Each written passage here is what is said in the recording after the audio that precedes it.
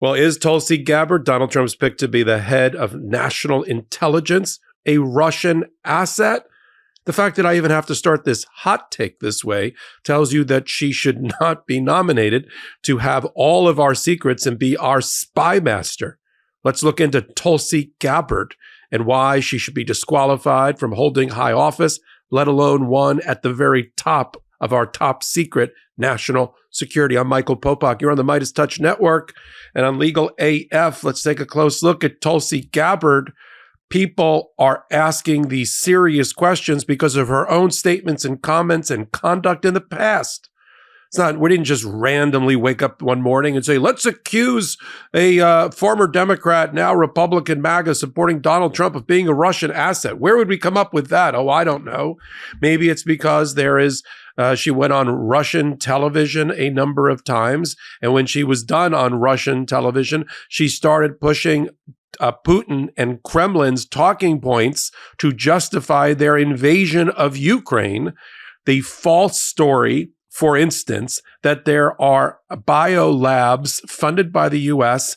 in Ukraine that were being used to develop biological weapons against Russia as a justification for them breaching Ukraine's sovereignty and killing hundreds of thousands of people.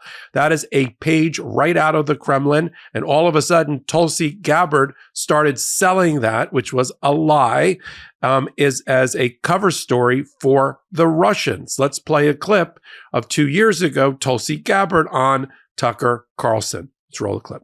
I'm extremely concerned, as should be every American and everyone in the world.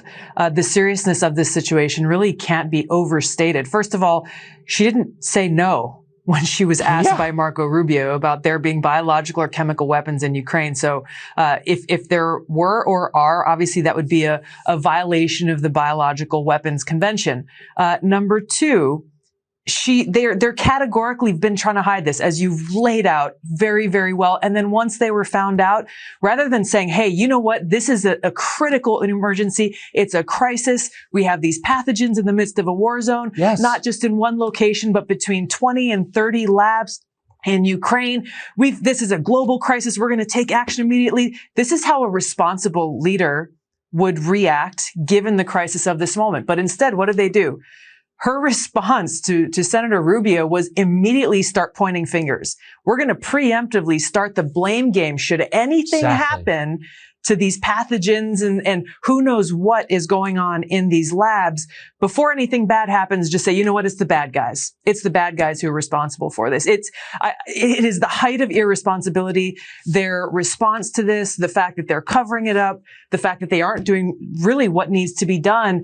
Because unless this war in Ukraine ends right now, ends tonight, we face a very real certainty that one or more of these labs will be compromised, will be breached, and it won't just be the people of Ukraine who are impacted. We could face another global crisis when you look at a pathogen that could be released. We just went through this with COVID. We can't have forgotten this already.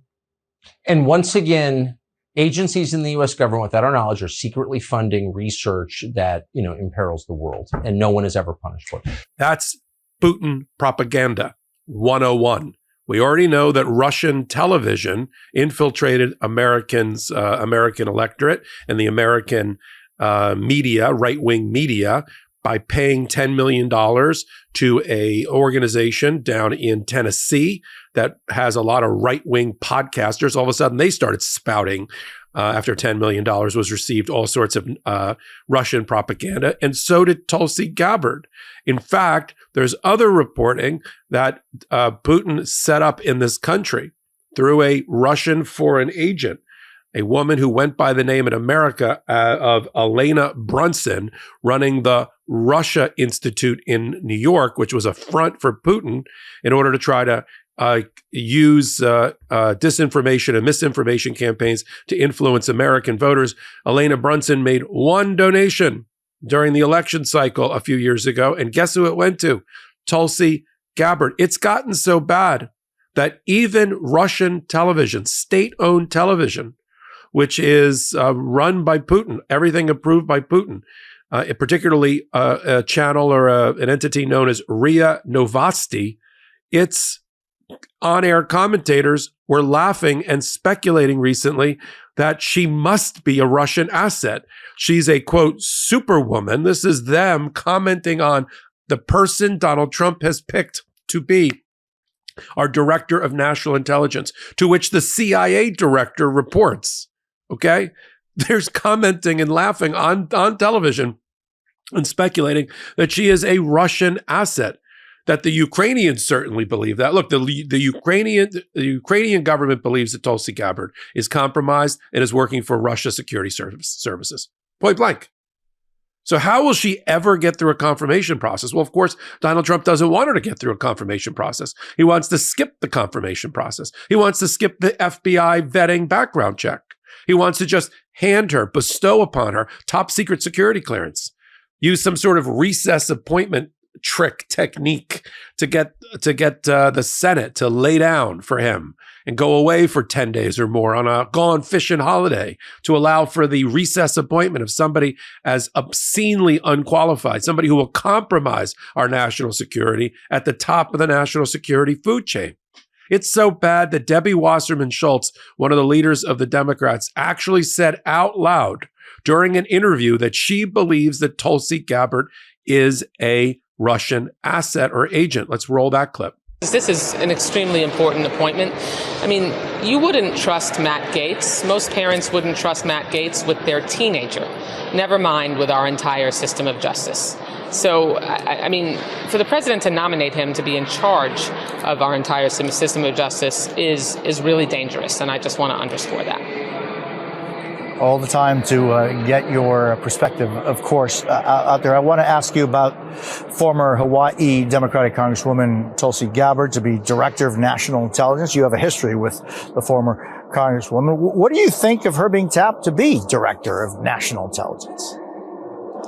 Tulsi Gabbard is someone who has met with war criminals, violated the Department of State's guidance, and secretly, clandestinely went to Syria and met with Assad, who gassed and attacked his own people with chemical weapons.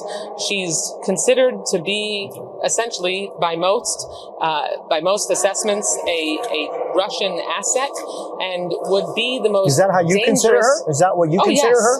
Oh, yes. There's no question. I consider her someone who is likely a Russian asset, who would be as the DNI responsible for managing our entire intelligence community, hold all of our most significant intelligence information and secrets, and essentially would be a direct line to our enemies. And so the irresponsibility of these appointments. She's not the first Democrat to call it out.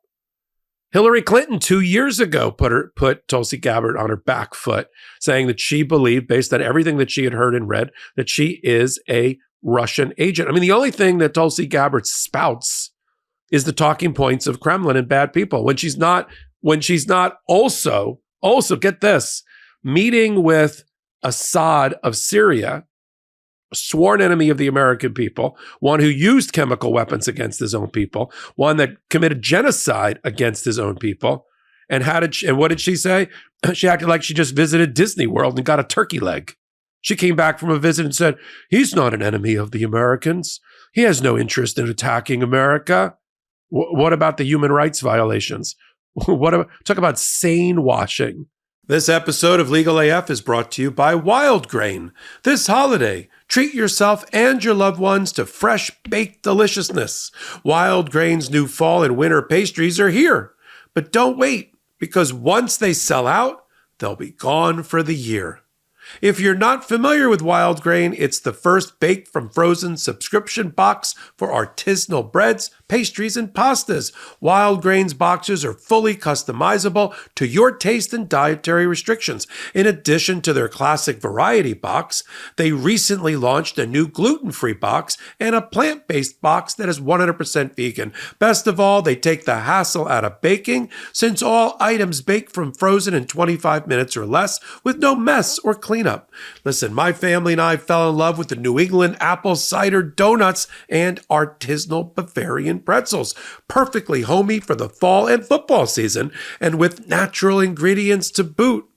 We love that it's freezer to table in just under 25 minutes and gives the house that "is grandma here and baking fresh bread again" homey smell that brings us back to our best childhood memories. Wild Grain will definitely be a big contributor to our Thanksgiving table this year and is ready to join us as a special treat when we visit friends and family for the holidays. Impress your guests with minimal effort this holiday season. Wild Grain is offering our listeners $30 off the first box, plus a free item in every box when you go to wildgrain.com/legalaf. You heard me. You can now get $30 off your first customized box when you go to wildgrain.com/legalaf, or you can use promo code legalaf at checkout. So she's been a front for Assad, a killer of his own people, a front for Putin. She takes donations, apparently, from Russian operatives whose sole purpose in being in the United States and being funded by Putin is to try to co-opt assets here. And she could never, I'll make this clear, she could never, Tulsi Gabbard, get a security clearance if she was applying for a job in the CIA. If she was applying for an internship or a job, she could never get any kind of security clearance, and they would bounce her application immediately. So for Donald Trump, that sounds great to him. He'll just make her the head of the CIA effectively. I mean, there is a CIA director now, but it would report to the director of national intelligence. What are our, we don't just do our superpower thing alone. We rely on a network and a constellation of allies to work with us, especially when it comes to intelligence, to keep Americans safe. I thought that's what this was about, keeping Americans safe, not compromising them immediately by putting to the top of the food chain and intelligence.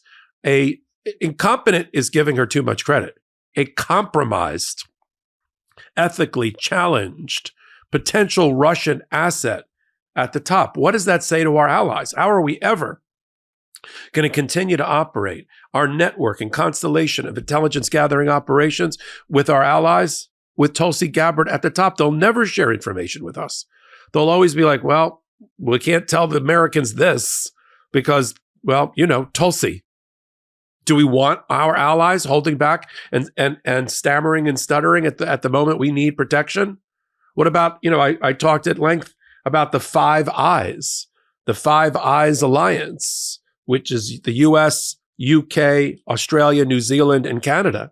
They all share intelligence information. The one reason we don't have things blowing up all around America, I'm talking about foreign terrorist attacks since 9/11, is because of organizations and alliances like the Five Eyes. You think the other Four Eyes are going to want to turn over data willingly, knowing that it could route up to Tulsi Gabbard to be turned over to Putin or Assad? Come on. Even Cornyn, the senator who just missed being Senate Majority Leader, who's a leader in the Senate, he said, we're going to have to take a look at Tulsi Gabbard. Yeah, you better. You better take a hard look at her.